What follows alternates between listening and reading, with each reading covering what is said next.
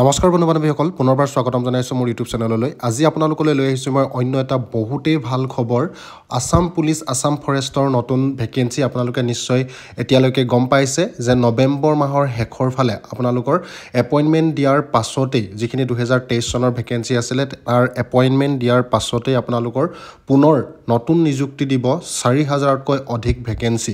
এই কথাষাৰ মুখ্যমন্ত্ৰী হিমন্ত বিশ্ব শৰ্মা ছাৰে ইতিমধ্যে ফেচবুক যোগেদি তেওঁ পোষ্ট কৰিছে। সেই পোষ্টটোত কি লিখা আছে মই আপোনালোকক জনাবলৈ চেষ্টা কৰিছোঁ, যিটো শীঘ্ৰেই আপোনালোকৰ অসম আৰক্ষীত 4000 নতুন পদ মুকলি হ'ব বুলি তেওঁ কৈছে। এতিয়া 1 লক্ষাধিক তেওঁলোকে চাকৰি যিটো দিছে আৰু 2 লক্ষাধিক নিযুক্তি নতুনকৈ হ'ব বুলি মুখ্যমন্ত্ৰী হিমন্ত বিশ্ব শৰ্মা ছাৰে ফেচবুক যোগেদি এতিয়া ঘোষণা কৰি দিছে।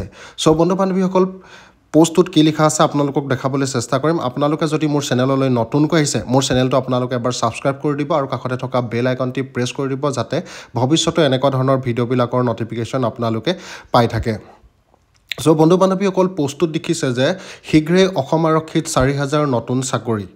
তেওঁ নিজেই এই পোষ্টটো তেওঁলোকৰ ফেচবুক পেজত দিছে।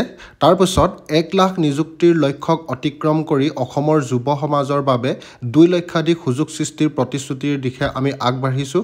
অসমৰ যুৱক যুৱতীৰ বাবে আন এক আশা আৰু নিযুক্তি লাভৰ বাৰ্তা কঢ়িয়াই আহি আছে অসম আৰক্ষীত 4000 নতুন চাকৰি। এনেধৰণে তেওঁ পেজটো দিছে, য'ত 1 লাখ চাকৰিৰ প্ৰতিশ্ৰুতি পূৰণৰ পাছতে 1 লাখ চাকৰি যিহেতু এতিয়ালৈকে সম্পূৰ্ণ হৈছে কিন্তু এপইণ্টমেণ্ট দিয়া নাই এতিয়ালৈকে, তাৰ পাছতেই সম্পূৰ্ণ হোৱাৰ পাছতে পুনৰ নৱেম্বৰ মাহৰ শেষৰ ফালে Assam forest AVUV constable commando বেটেলিয়নৰ লগতে SIৰ লগতে আপোনালোকৰ ADR পৰা আদি কৰি অসম চৰকাৰৰ বহুতো চাকৰি টোটেল আপোনালোকৰ 2 লক্ষাধিক চাকৰিৰ পুনৰ নিযুক্তি দিয়া হ'ব বুলি মুখ্যমন্ত্ৰী হিমন্ত বিশ্ব শৰ্মা ছাৰে এই পোষ্টটোৰ যোগেদি ঘোষণা কৰি দিছে।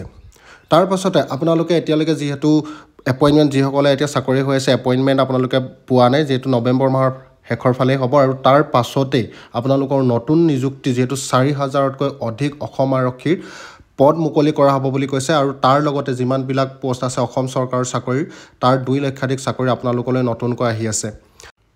We are moving towards the promise of creating more than 2 lakh opportunities for Assam youth society by exceeding the target of 1 lakh recruitment.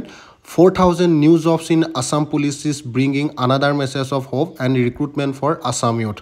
অসমৰ যুৱক যুৱতীসকলৰ কাৰণে বহুতেই ভাল খবৰ, যিহেতু 1 লাখ ৰিক্ৰুটমেণ্ট সম্পূৰ্ণ হোৱাৰ পাছতে এতিয়া 2 লাখ পুনৰ নিযুক্তি দিয়া হ'ব, 2 লাখতকৈ অধিক নিযুক্তি দিয়া হ'ব বুলি তেওঁ এই পোষ্টটোত লিখিছে। আৰু নৱেম্বৰ মাহৰ শেষৰ ফালে 4000 নতুন ভেকেঞ্চি অসম পুলিচৰ লগতে অসম ফৰেষ্টৰ যিটো আসাম ফৰেষ্টৰ বন বিভাগৰ পদ আহি আছে। আপোনালোকলৈ বন বিভাগৰ পদ অহাটো বহুতেই জৰুৰী, কিয়নো বহুত দিন হ'ল আজিলৈকে কিমান 2023 চনতে যিহেতু অসম পুলিচৰ ওলাইছিলে, এতিয়া তাৰপিছত ফৰেষ্টৰ হোৱাই নাই। ফৰেষ্টৰ কাৰণে আপোনালোকে নিশ্চিত থাকক, আপোনালোকৰ ফৰেষ্টৰ নতুন ভেকেঞ্চি আহি আছে। হোৱাটছ ইয়ৰ ৱেলকাম মি, য'ত 4000 নিউ, য'ত 4000 new Assam police job coming soon in a big push towards our mission of providing 2 lakh government jobs for our youth.